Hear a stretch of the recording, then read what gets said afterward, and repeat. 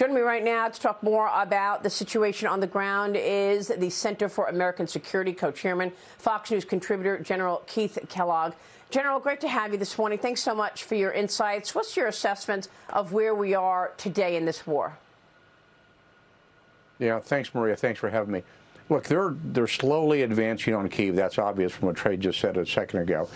And for a long time, a lot of us are scratching our heads why it's taking them so long, the Russians, to get close into Kyiv. And I think initially there was just some real poor planning and poor execution by the Russians. Here's what I'm a little bit concerned about right now. Putin now sees that nobody's really going to get involved in this fight. They're kind of hands off. You know, look what happened we did with the Russian MiGs and other support out there. And I think now Putin's saying to himself, well, I've got a little more time, so I can take my time to deliberately go into the city of Kyiv. He has to take Kyiv. That's the center of gravity. That's the capital. That's where you can decapitate the government. In other words, take Zelensky out. What's absolutely horrific to me is they're just randomly shooting into the city. We would never do that in the American military, or any Western military would do that. They're just doing it for pure terror. So they're slowly advancing, but I think he, meaning Putin, he's got a big problem because Ukrainians are fighting. They're going to fight hard, and I will tell you, Maria, nobody in the military loves to get into a city fight. It is tough. It is street by street. It's building by building, and you could lose that fight. Today, if this was a prize fight, Zelensky's ahead on points.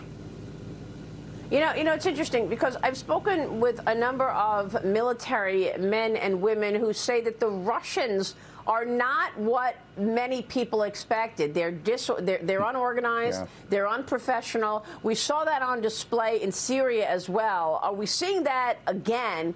But even so, General, even so, they are still winning. And South Carolina Senator Lindsey Graham joined me yesterday on Sunday Morning Futures to talk about this taunting by the Russians, nuclear taunting, chemical weapons taunting, and yet he wants to see faster and more action from the United States in terms of leadership. Here's Senator Lindsey Graham yesterday. Watch.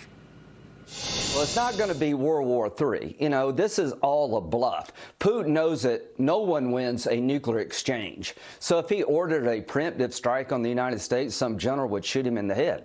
I'm calling for the crushing of the Russian economy.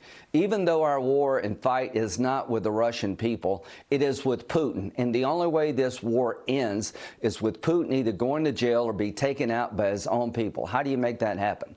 You help the Ukrainians. They need MiGs. It is deplorable to me, dishonorable, that we would not give 28 fighter jets to the Ukrainians to defend their skies against Russian aggression. General, what about that? I mean, why aren't we sending these MiG jets? They need cover, air cover. Yeah, you know, Maria. Yeah. Senator Graham's a little bit feisty there. Yeah, they need support. We need to give them all the support that we can give them. Look, there's a real tell here, and here's what the tell is. He's going to China to ask for military support and economic support as well. He wouldn't be reaching out to the Chinese for military aid or support if he wasn't having some real problems with his own military. And I think we should, what I would call, extend the battlefield, and extend it by giving these Ukrainians as much support as we can. You know, Maria, there's got to be ways we can get them those jets and on any other support. You've got to be creative how you do it. I understand that, but we should give them everything. I don't care if it's a rock. I don't care if it's a BB gun. Yeah. I don't care if it's a MiG-29. We just need to help them out and keep pressing the envelope on Putin. We know he's stretched, and that's the reason I made that comment about the tell. He wouldn't be going to the Chinese if he was not having problems in the fight today. Yeah. Well, I mean, you make a great point. And what about that meeting with the Chinese? The U.S. National Security Advisor Jake Sullivan headed to Rome today to meet with his Chinese counterpart, as new reports reveal that Russia asked China for that military equipment and other assistance in its invasion. Beijing is denying it, that they received a request for help, General. But we see this partnership strengthening between Xi Jinping and Vladimir Putin. Your thoughts? Yeah, you know, if I was Jake Sullivan, if I was a national security advisor, I'd walk in that meeting today overseas, sitting down with the Chinese. I said, let's get something really clear, real fast. If you take part in anything supporting the Russians, you are now party to the fight.